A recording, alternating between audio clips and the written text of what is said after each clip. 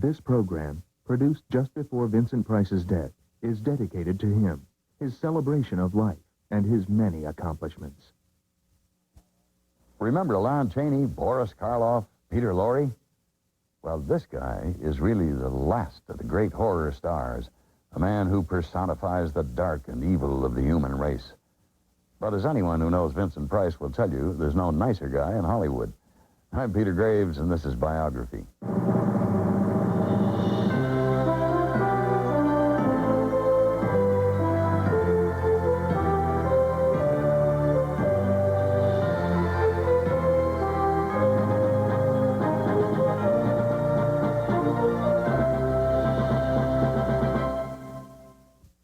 Vincent Price is a real-life Jekyll and Hyde.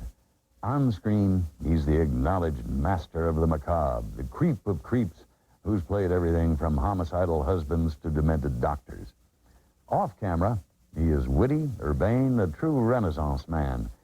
In any given year, you'll find Vincent acting in a couple of films, appearing in at least a dozen TV shows, touring in a play, collecting art, or writing a cookbook.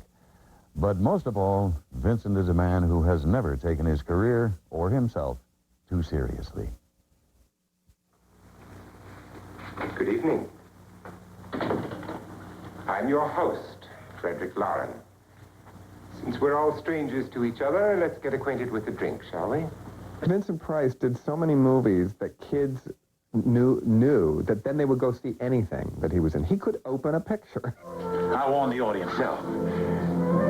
No, you'd start a panic. Movies were fun for him, and the fact that he had fun making them, we had fun watching them. I've never seen him lose his temper. He's got a wonderful sense of humor. You remember the fun we had when you poisoned me? And he loves the good things of life. Painting, music, food. Goodbye. Women. Hi, Eggy, baby. Please, it's Mr. Egghead before other people, not Eggy, baby. Before I met Vincent Price, I think I held the notion that most people held of him, that he was about 11 feet tall, that he probably was born 5,000 years ago. It's him. He's alive. And was a surreal being capable of being the embodiment of all evil. So? It came from the movies. They love him on screen. They love him off screen. And I think you'll find that friends that he had 40 years ago, he still has today. Vincent Price is probably the only actor in the history of films who could play murderers and drug addicts and necrophiles and still have America love him.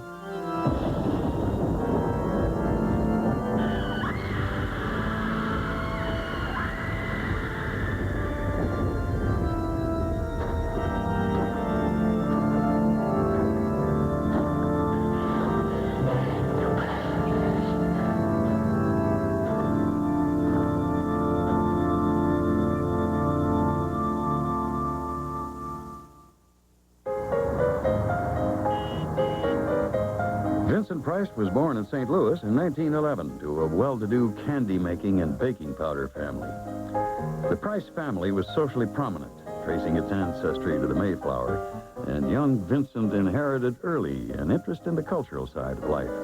At 12, he began a lifetime of collecting art by buying a small print on the installment plan with a first payment of $5. At prep school, Vincent pursued his interest in art, further developing his skill of recognizing major artists before their fame put their works out of reach. Vincent followed his father to Yale, where he sang with the Glee Club and first experimented with a new interest, acting. But it was his love of art that drew him to graduate school at London's prestigious Courtauld Institute. I always wanted to be in the theater because I found it terribly glamorous, and then I had the good fortune after I graduated from Yale in America to study at the Courtauld at the University of London, and there, that thing that happens inevitably to anyone who comes to England is I fell in love with the theater. His success in a London production of Victoria Regina brought him the role on Broadway, where he performed opposite Helen Hayes in 1935. He had one of these phenomenal careers because he was successful when he was so young. He was only 22 years old. It was absolutely extraordinary, that production of Victoria Regina in London, and then Helen Hayes asking him to do it with her in America. Vincent is from that generation, one of the last generations, that cut its teeth in the theater and therefore was able to do a wide variety of things in the other media. Price found success in serious parts on Broadway, including a stint with Orson Welles' Mercury Theater. Hollywood soon beckoned, and Price accepted the call. He signed a contract that committed him to 3 pictures a year, but which allowed him 6 months off for theater work.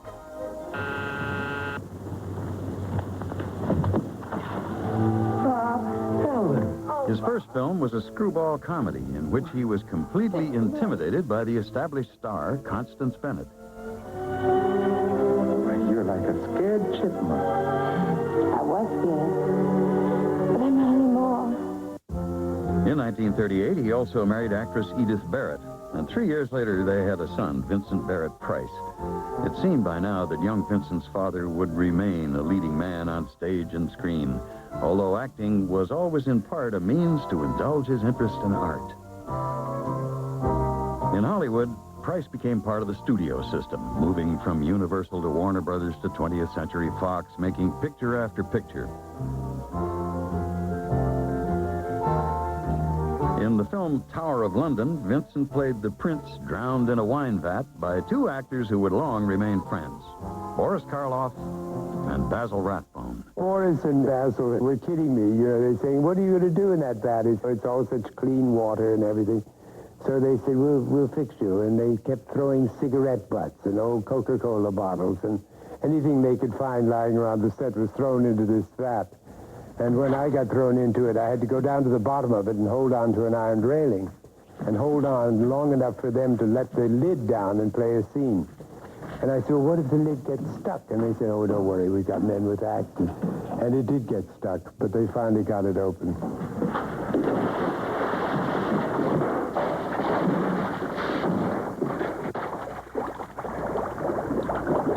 Yes, from Momsey.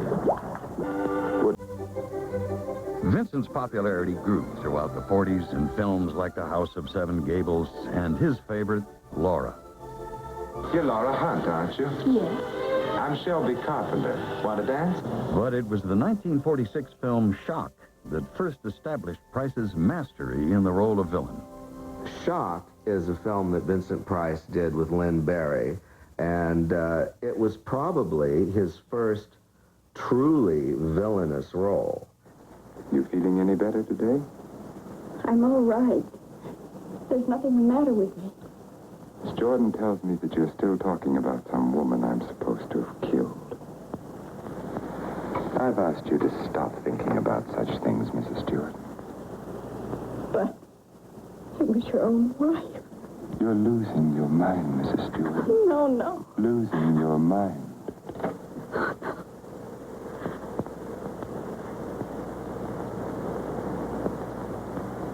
When I discussed the film with Vincent, he said that one of the reasons he was hired was that no one on the lot could memorize dialogue as fast and as accurately as he could. In the Gothic tale Dragonwyck, Vincent played his first fully hissable villain, foreshadowing his evil roles to come. Here is the first time you see the blueprint for the tormented, death-obsessed romantic heroes that he played in his later films. Let me help. I don't need to be helped. Help me, then. Please don't shut me out like this. Let me be unhappy with you and happy again. Let me be part of you. Let me love you and love me, too. I saw you the other night talking about typecasting. It was a Western. Yeah. You played a feudal land baron. Remember that picture? Dragonwyck. Yes. Yeah, it was a good picture. Yeah, it was a good picture. Yeah. And you were nasty and mean and evil. But lovable. But cute. Sweet. I always feel I get the dirty end of the stick, if you'll pardon the expression. I always am astonished at the body of the work, because you forget.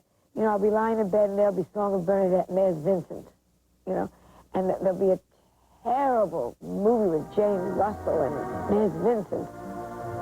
What a beautiful picture. Moonlight, sagebrush, and my wife with a stranger. An old friend. The desert is giving up its secrets. Vincent turned down an offer to return to Broadway to play instead a demented sculptor in the 1953 horror film extravaganza House of Wax. The picture was a smash hit, in part because it was shot and shown in 3D, which dazzled every viewer but the director. When they wanted a director for it, they hired a man with one eye who couldn't see 3D at all. Andre de Toth was a very good director, but he really was the wrong director for 3D because he couldn't see. And he'd go to the rushes and he'd say, well, what are they doing? Why is everybody so excited about this? You know, well, it didn't mean anything to him. You know, I go to see these movies every once in a while, and I usually go into a little movie theater somewhere. I love to sit behind a couple of teenage girls. And in America, they're always eating the popcorn, you know, they're throwing it in. And one day after the House of Wax, which was a very famous one that I did, after it was over, I just leaned forward to the girls and I said, did you like it? Biography will continue in a moment here on A&E. A&E's Biography continues with Vincent Price. Vincent Price divorced Edith Barrett in 1948 and married fashion designer Mary Grant a year later. Fast becoming the king of horror in the 1950s, Vincent Price also played the villain in a number of movies outside the horror genre during this period, in comedies such as Champagne for Caesar, and historical dramas such as The Baron of Arizona, in which he nearly swindled America out of an entire state, and The Three Musketeers, in which he played a curiously defrocked Cardinal Richelieu, and the Cecil B. DeMille epic The Ten Commandments, where he was that most evil architect, Baca. He also starred as Mr. Evil, the devil himself, with a young Dennis Hopper and a cast of just about everybody else in the rather ambitious The Story of Mankind. But many moviegoers first remember him in 1958's The Fly. He played the brother-in-law of the scientist whose seriously flawed experiment left him a man with the head of a fly. My brother in the picture was turned into a fly, but he had a human body with a fly's head. It was terribly difficult to film. Herbert Marshall and I were playing a scene looking in this spider web, and this little voice saying, help! It threw us, and we finally ended up about 3 days later being able to film the scene because we got the giggles every time we heard it or looked at it. His next role was as the really evil Frederick Lauren, berserk millionaire renter of the house on Haunted Hill, produced and directed by Hollywood's unrivaled master of gimmickry, William Castle.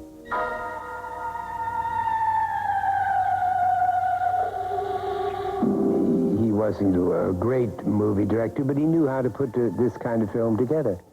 I mean, he had wonderful, wild ideas, like the house on Haunted Hill. I invite all these people to my haunted house. Well, he couldn't find a haunted house that pleased him, so he took one of the most famous Frank Lloyd Wright houses here in Hollywood and made this the modern haunted house. I'm Frederick Lauren, and I've rented the house on Haunted Hill tonight so that my wife can give a party. A haunted house party. She's so amusing. There'll be food and drink and ghosts, and perhaps even a few murders. You're all invited. Bill Castle was the consummate showman, and each one of his movies had a certain special gimmick with it. And with House on Haunted Hill, it was Emergo. Emergo was at a certain point in the film where the skeleton comes out of a vat of acid. This skeleton came out of a black box next to the screen and rose on a wire over the whole audience up to the projection booth. Well, everyone threw popcorn boxes at it. It went crazy. But it was audience participation way before Rocky Horror or anything like that. So I was obsessed by it. I kept going back and seeing it over and over and over. And sometimes it would break, and the skeleton people would hit with a popcorn, and it would get caught there, and it was bedlam in the theater. But everyone was 10 years old. It was a theater manager's nightmare. At last you've got it all. Everything I have, even my life. But you're not going to live to enjoy it. Come with me, murderess. Come with me.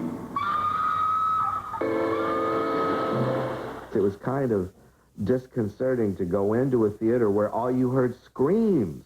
the audience would be screaming every 5 minutes at something, and you're about to buy a ticket, and you wonder, are your nerves going to stand the house on Haunted Hill?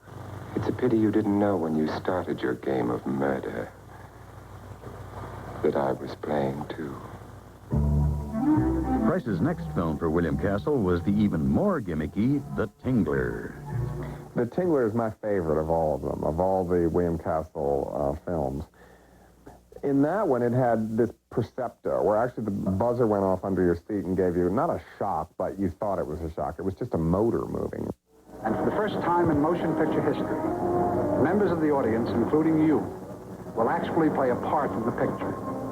You will feel some of the physical reactions, the shocking sensations experienced by the actors on the screen. Everybody went crazy. I used to go to the theater and look for it, because by the time it came to my local theater, they just had 3 buzzers, you know, so I'd have to look through it all day and find a seat and then just sit there and watch it over and over and over and get my buzz, you know. In the loony plot, fear kills via a back-breaking parasite, vulnerable only to loud screams. As research, Price shoots up with LSD. It was the first movie that I know that ever mentioned LSD. The author must have, I don't know, been a tripper, or read about early experiments in mental hospitals. Something is scary. The room is closing in on me. You gotta make it stop. The walls. The walls. That the whole thing was so hilarious, especially in the audience when they're saying, scream, scream your life. The Tingler is loose in the theater. And if you don't scream, it And people went berserk, and then the film froze, and it was like the film was burning, and then you saw this Tingler. It was hilarious. It was a childhood memory that's one of my best. In 1960, Price began a series of imaginative, low-budget adaptations of the works of Edgar Allan Poe, directed by the young Roger Corman and produced by Samuel Arkoff and James Nicholson of American International Pictures. Jim Nicholson was partners with Sam Arkoff. The two of them founded AIP. Sam was a genius at being a lawyer. He knew how to make contracts. He tied up Vincent Price. Nicholson was a genius at promotion. I always felt that it was a growing, but still a comparatively small company, run by people who were very much interested in film itself, as well as being interested in making a buck. I love Roger. You know, Roger did some incredible things for all of us.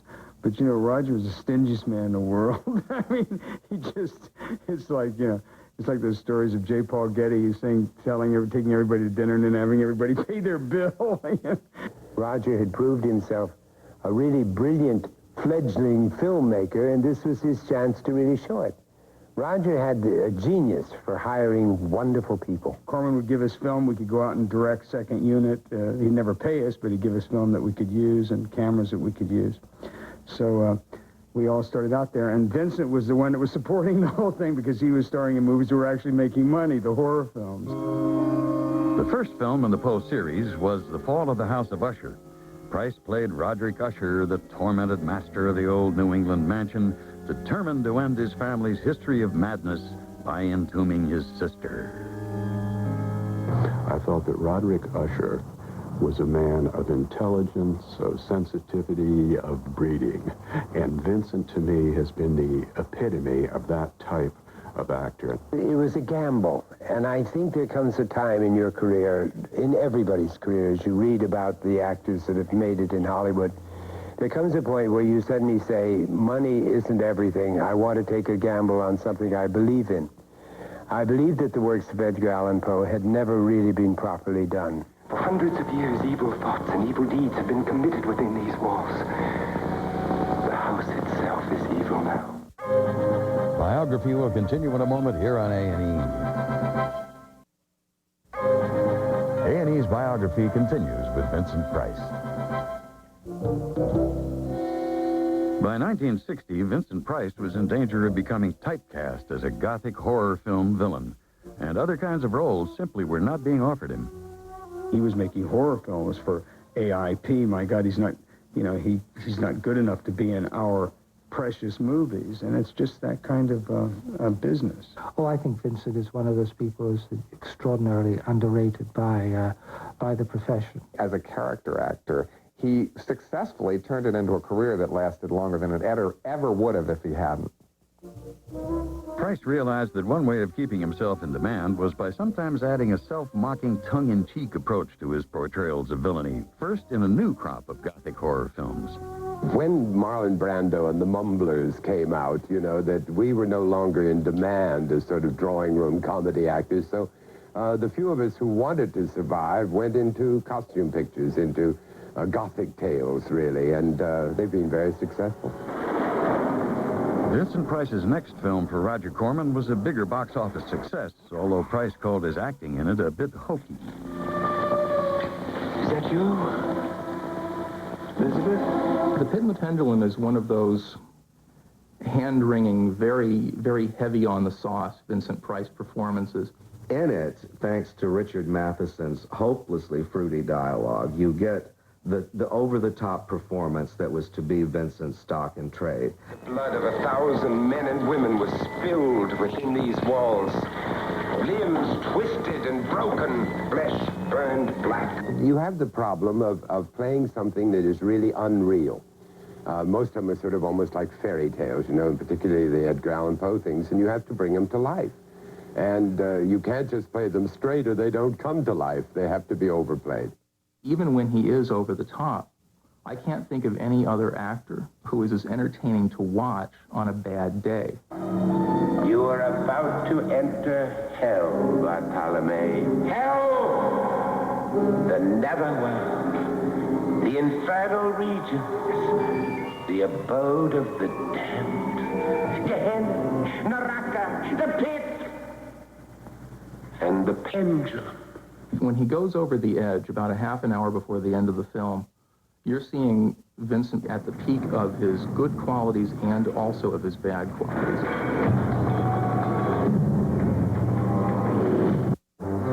Fearful that the Poe pictures were becoming a bit repetitive, Roger Corman decided to introduce comedy into his next attempt in 1963's The Raven. The Raven was one of the most interesting and one of the most difficult of the films to make. We had a young actor, Jack Nicholson, and Jack came in prepared to give a full method performance. The look on his face was hideous.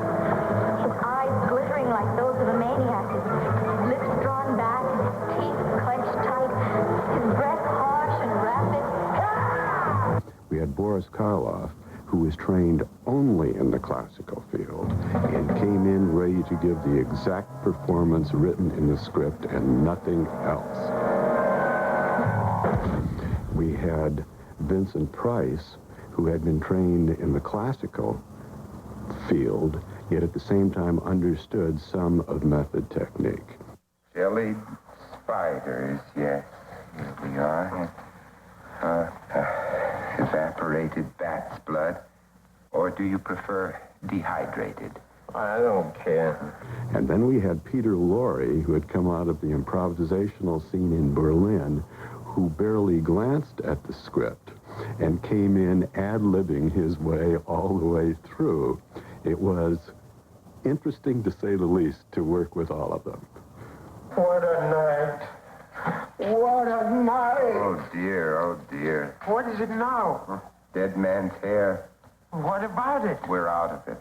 There was one scene where we had to get from one place to another, and I said, oh, Peter, come on, don't ad-lib. Just say the lines. He said, you want me to say the lines, old boy? And I said, yes, say them. Let's get on with it. He knew every line. During the film shoot, Samuel Arkoff would pay Price a daily living expense, but to Arkoff's amazement, the money wasn't paying for Price to live in luxury. Vincent Price is the kind of star to have in your film company, Mr. Arkoff. That's right. Vincent is an unusual star because his pictures usually make money. Not always, mind you, but well, generally. He also has another unusual trait in what he does with his expense allowance.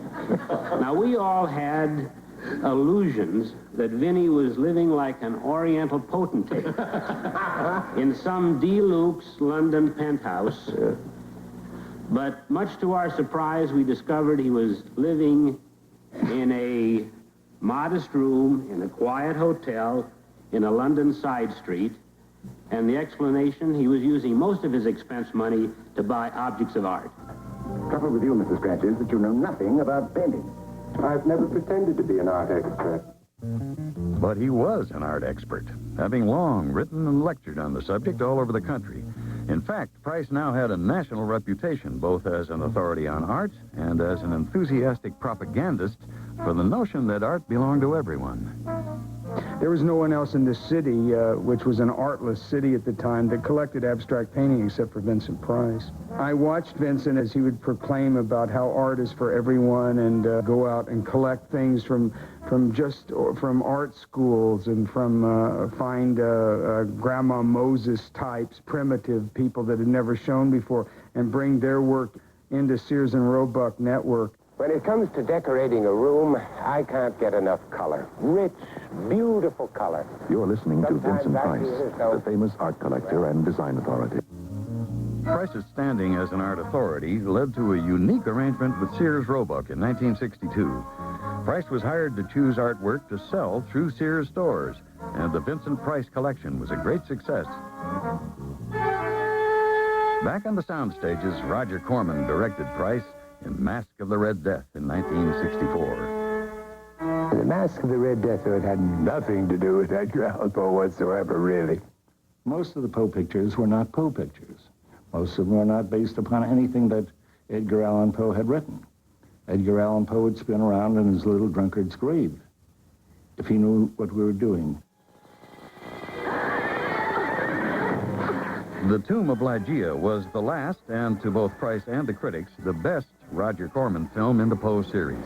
It was shot on location in England, and it called for more subdued work from Price. Vincent and I discussed his role in the Tomb of Ligeia extensively before shooting, and we decided to bring his characterization back a little bit. In addition to shooting in the countryside, the picture turns somewhat into a love story. You must trust me. Give over your will to mine. No harm will come to you. Give over your will to mine. Biography will continue in a moment here on A&E. A&E's Biography continues with Vincent Price. AIP kept Vincent Price busy in the mid-1960s with some less than memorable features. Two of them attempted takeoffs in the period's Beach Blanket and James Bond movies. The first showed what a critic called sledgehammer finesse, and the second fared worse. Jim Nicholson came in with a poster, Dr. Goldfoot and the Girl Bombs. Good. What do you want from me, Jim? He says, let me give you a clue to the script, because we need it in 2 weeks, and I'll help you out. I'll help you out real good. These rowboats have a proximity fuse screwed into their navel, and I understood suddenly that rowboat was robot. And when they go to bed with men, who will be the generals of NATO, they will explode them. How's that for a plot? I think it would have been almost like The Little Shop of Horrors. It was a wonderful, witty script with wonderful, witty music, and they cut it all out. He was very unhappy in some of the films that he made in the mid-60s, like Dr. Goldfoot and the Girl Bombs, and he had every right to be. In a more serious acting assignment, Price played a 17th century English witch hunter in a film with an Edgar Allan Poe title, The Conqueror Worm. A lot of people saw this title and thought it was going to be a giant worm attacking a city passed off as Edgar Allan Poe. They were right about one thing. It was being passed off as Edgar Allan Poe. There was a poem, Conqueror Worm, that Edgar Allan Poe had written. Jim Nicholson, president of AIP, discovered the poem, and he had Vincent recite it at the end. That's how it became another Poe picture. So by the time that film came, we thought we knew what a Vincent Price performance was. And instead of getting the sort of friendly uncle figure who was saying, look what a good time I'm having, don't you wish this could be you on the screen having this great time, we got someone whose lap we certainly wouldn't want to be sitting on at all. You will each be tied in a prescribed fashion and cast into the moat. The most violent and bloody of Price's horror films required a tight, non-comic performance pulled from the actor with some resentment by the troubled young English director Michael Reeves, who later took his own life. Reeves really got all our backs up. I mean, he'd come to you and say the one thing that you shouldn't tell an actor that gives him no security at all. And we didn't get on at all, but I agreed with what he wanted. I think I understood what he wanted. And I think it's one of the best performances I've ever given, plus the fact that I think it is a classic picture of its kind. Price refused to let his unhappiness with the director interfere with his usual warm relations with the crew. We had a crew that came out, as most pictures do when you're on location, to cook your lunches, to cook your dinners or whatever, and everybody would line up. It never showed up. The catering van never showed up one day. Vincent got into the roles that we had assigned to him, went into town, bought food, went into the kitchen of the hotel, cooked food for 60 people, and it was great, and I think that's a sign of graciousness. Price may have been one of the most forgiving actors in Hollywood, but he felt he was often being given bad scripts by producer Sam Arkoff, and his anger broke into the open at a film wrap party, as director Gordon Hessler recalls. Vincent said, look, I'm not coming to this party if Sam is there. You know, I said, you've got to come. This is your 100th picture party. You've got to cut the cake. That's what you're there for. So he finally agreed to come. And when it came to cut the cake, we were looking around for the knife. And we couldn't find it. So where's the knife? Where's the knife? So Vincent said, take the knife that's in my back. And use that to cut the cake.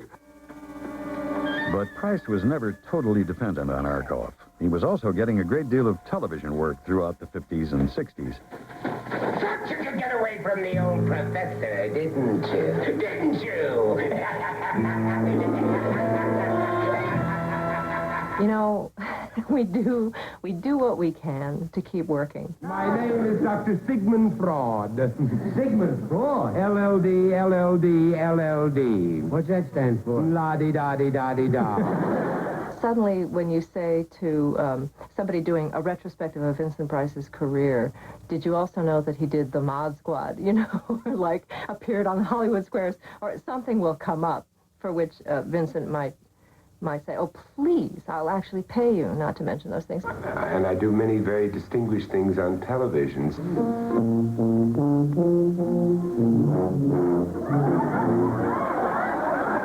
John Wanamaker, you say? Sam, I'm sorry. She is going to play a consequence here. I say she's going to play a consequence, and you're going to be her leading man in this scene. It's a very dramatic scene with depth and great rudimentary foundations. Is that clear? Yeah. Yeah. Comedy is essential to his acting. He chooses very carefully his moments to go just a bit over the top. And that's what makes him a discriminating actor. Oh, hello out there. I'm Jarvis Pym, Chaos's mad pharmacist. Chaos's mad pharmacist? Yes, that's right. I thought some of you might be wondering about all those strange dreams that everybody is having. Well, they're not dreams. They're hallucinations caused by a miracle drug that I have discovered. Now, you can imagine what that would do to your government. Every high-ranking official, excluding no one, would be reduced to a raving lunatic. You fiendish devil! Expletives will get you nowhere, my cowled crime-buster. Instead of saying effervescent, he'd say eggfervescent. He'd say egg-exactly. He would say ecstasy. He would say exquisite. Price won enthusiastic reviews in a 1971 box office hit as the significantly disturbed, abominable Dr. Fives. The film was advertised with the line, "Love means never having to say you're ugly." Touché, Dr. Fives. And as another victim falls, the world awaits your next blow of vengeance. By By the early 1970s, Price's most frequently requested acting role was a takeoff on the dastardly character that he himself had created. But he was always perfectly willing to laugh along with the audience, particularly when such roles kept him so busy. Well, actually, you see, the thing that made it difficult was that, pardon this keeps falling off all the time. You know, when you smoke in bed, you get these terrible things happen to you. But he let you know that he was winking. But that's what made it so endearing. In one of the roles Price played in his next film, Theater of Blood, he combined his acting and cooking skills, to the horror of Robert Morley. Where are my dogs? Where are my babies? Well, if Monsieur cannot do without his dogs, then he shall have his dogs. Perhaps...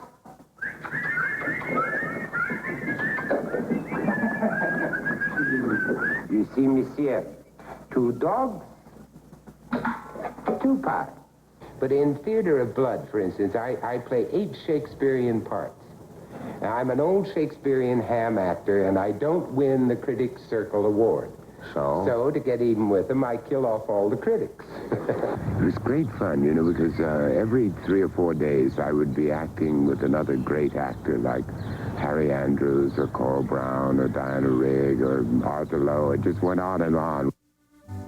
Price had been divorced by his wife Mary in 1973, and it was on the set of Theater of Blood that he met Coral Brown, who would marry him 1 year later. Co-star Diana Rigg played a starring role in uniting the two. I played Cupid in the relationship between Coral and Vincent. For 2 people in quite late years, they were remarkably shy about each other, and it was very dear. Well, I'm very uncomfortable. Can't move. Bring forth that sorceress condemned to birth. That's from Henry VI, the Ducky, Part 1. It's a very interesting play, don't you think so, Miss Smith? Especially that scene where Joan of Arc dies at the stake. Though I'm afraid you might find our novel version of it a bit of a shock. I sent her a bottle of champagne after that scene. She gave up a major acting career in England, gave up her friends, gave up her home, gave up everything, and came over to the United States to live with him and literally just be his wife. He's got this twinkle, and I'm sure it's what Coral Brown fell in love with, too. It's very easy to fall for Vinny because he is attentive as well, and it's genuine. To be around Vincent and Coral as a couple was really just a ravishing experience because she was so wildly funny. In 1976, Vincent appeared on stage in a production of the comedy Charlie's Aunt with Coral and actress Joanna Gleason. She and Annie Potts and I were standing in the wings, and she caught Vincent's attention. You heard her say, Vinny, Vinny, look over here, like this. And she turned around, hiked up her dress like this, and mooned him. Oh, isn't it wonderful? He once said something that I've never forgotten. He looked at me and he said, you know, I always knew something wonderful would happen to me after I was 65. It's terrific. Biography will continue in a moment here on A&E. A&E's Biography continues with Vincent Price. The actor, as a public figure, as a public servant, should be one of the most interesting people in the world. He should have a million facets because that is what he is called upon to portray. Finding something new would be more important to Vincent, you know, than making a film for millions of dollars. Vincent Price's interest in cooking was one facet of his life that always brought him and his friends great pleasure. He's the co-author of 3 cookbooks featuring his favorite recipes. Wonderful. Or as I say, if you don't like tarragon, you use oregano. Oh, here we go. Well, here we go on the wire. And Price never lost the interest in art that was his first love. In later life, he continued to write and lecture on the subject and to advise his friends. Vinny was wonderful. He would call up and say, there's a great, my best painting is a Van Gogh. And he said, there's a great Van Gogh coming on sale. You must get it. I wouldn't have one painting in my house if it weren't for Carl and Vincent. He's incredibly knowledgeable.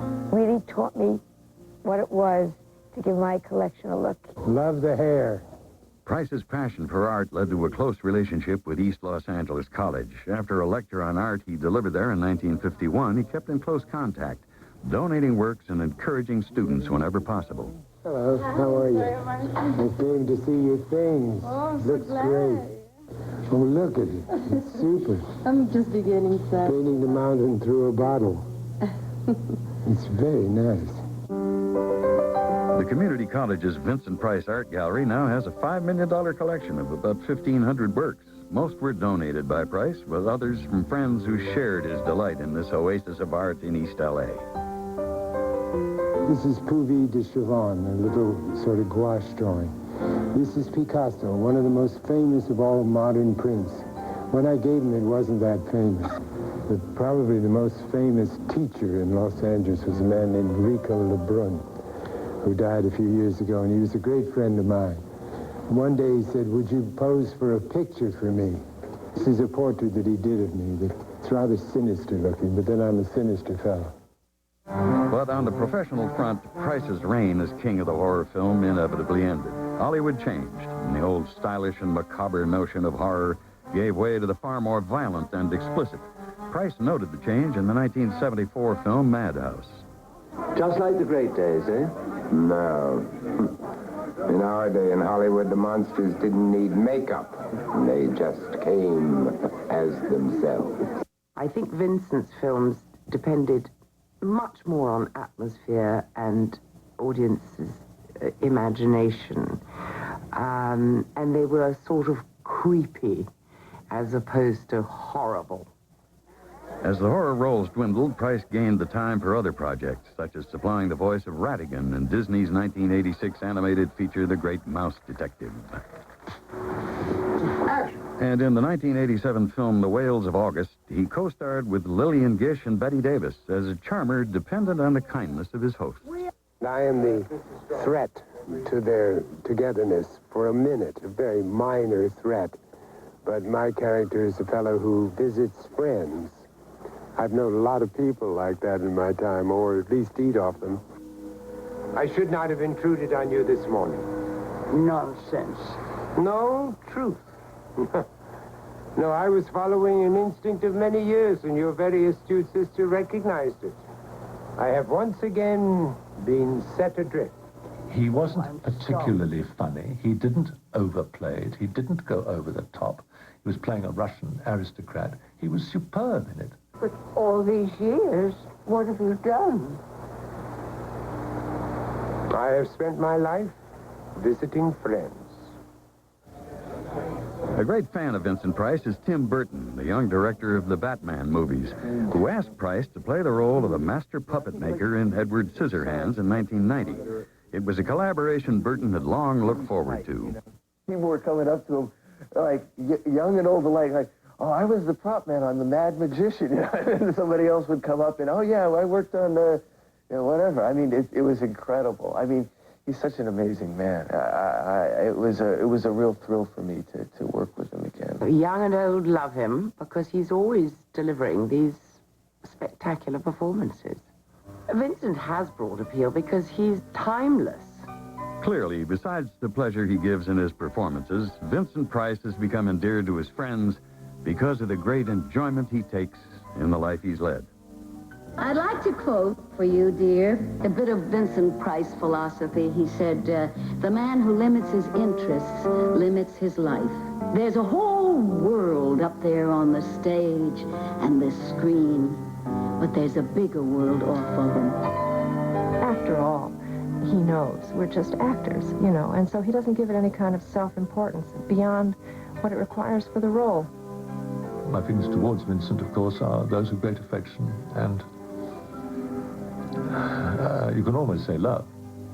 He's what the Irish call a darling man. He's a very kind man, very generous.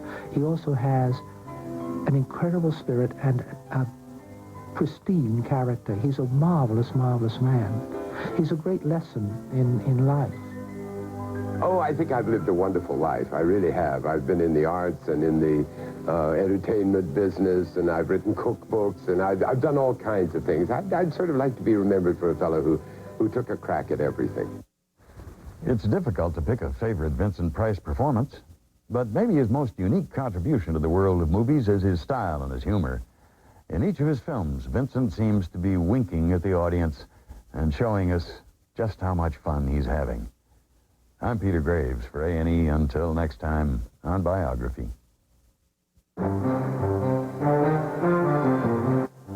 Want to see Vincent Price in all his ghastly glory? I don't know if my heart can take it. Let's see him in a Halloween thriller, House on Haunted Hill, Saturday. Now a church becomes a murder site. Holy homicide. Inspector Morse is on the job in the A&E mystery movie. It's next.